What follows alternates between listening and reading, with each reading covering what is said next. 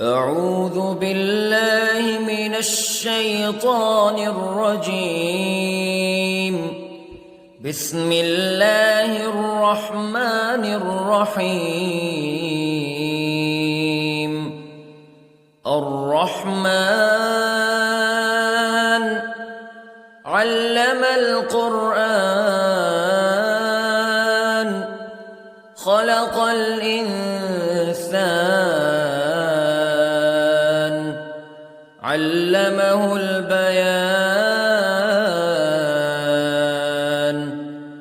الشمس والقمر بحسبان والنجم والشجر يسجدان والسماء رفعها ووضع الميزان ألا تطغوا في الميزان وأقيموا الوزن بالقسط ولا تخسروا الميزان. والأرض وضعها للأنام فيها فاكهة والنخل ذات الأكمام والحب ذو العصف والريحان فبأي آلاء ربكما تكذبان. خلق الإنسان من صلصال كالفخار وخلق الجان من مارج من نار فبأي آلاء ربكما تكذبان. رب المشرقين ورب المغربين فبأي آلاء ربكما تكذبان. مرج البحرين يلتقيان بينهما برزخ لا يبغيان فبأي آلاء ربكما تكذبان. يخرج منهما اللؤلؤ والمرجان فبأي آلاء ربكما تكذبان. وله الجوار المنشآت في البحر كالأعلام فبأي آلاء ربكما تكذبان.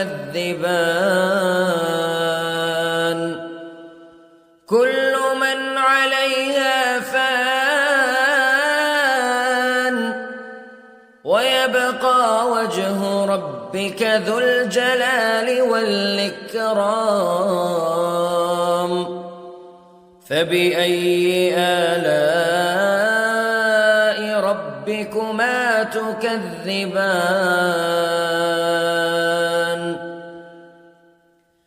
يسأله من في السماوات والأرض كل يوم هو في شأن فبأي آلاء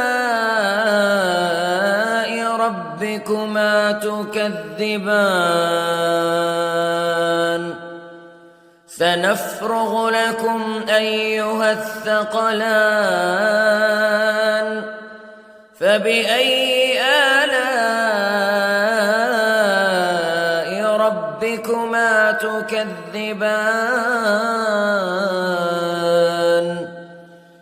يا معشر الجن والإنس استطعتم أن تنفذوا من أقطار السماوات والأرض فانفذوا لا تنفذون إلا بسلطان فبأي آلاء ربكما تكذبان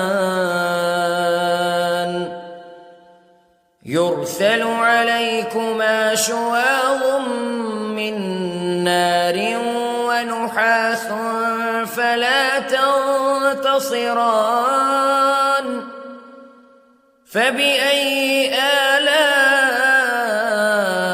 ربكما تكذبان فإذا انشقت السماء فكانت وردة كالدهان فبأي آلاء ربكما تكذبان فيومئذ لا يسأل عن ذنبه إنس ولا جان فبأي آلاء ربكما تكذبان يعرف المجرمون بسيماهم فيؤخذ بالنواصي والأقدام فبأي آلاء ربكما تكذبان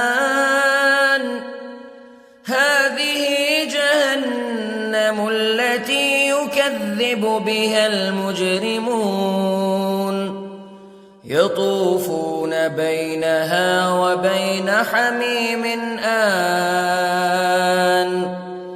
فبأي آلاء ربكما تكذبان ولمن خاف مقام ربه جنتان فبأي آلاء ربكما تكذبان ذواتا أفنان فبأي آلاء ربكما تكذبان فيهما عينان تجريان فبأي آلاء ربكما تكذبان فيهما من كل فاكهة زوجان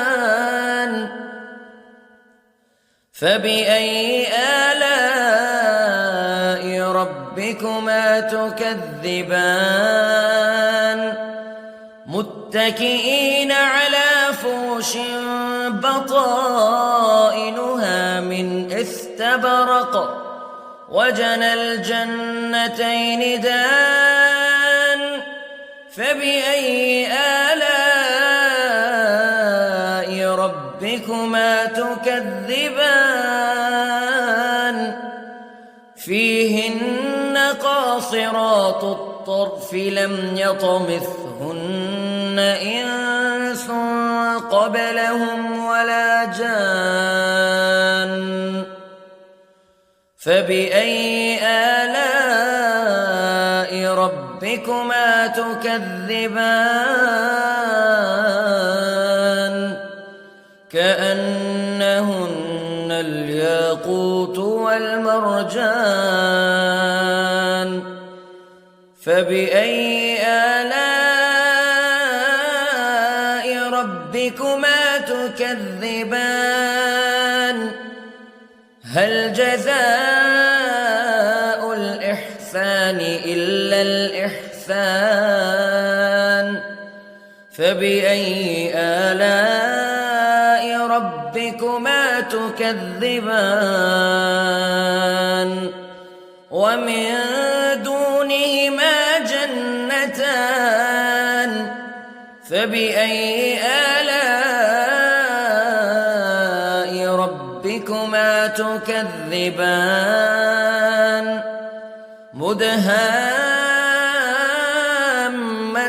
مدهامتان فبأي آلاء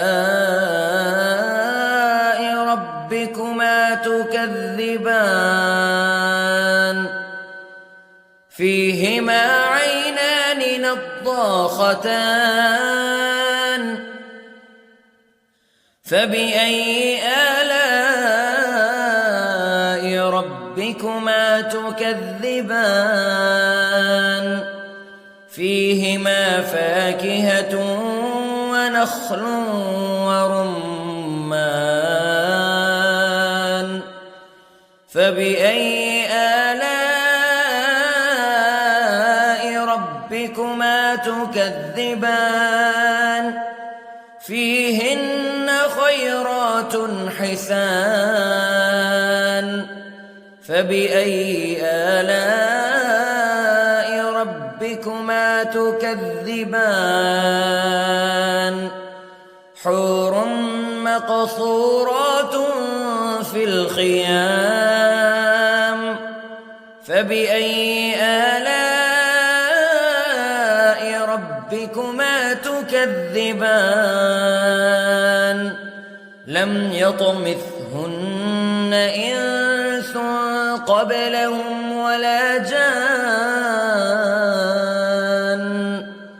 فبأي آلاء ربكما تكذبان متكئين على رفرف خضر وعبقري حسان فبأي آلاء ربكما تكذبان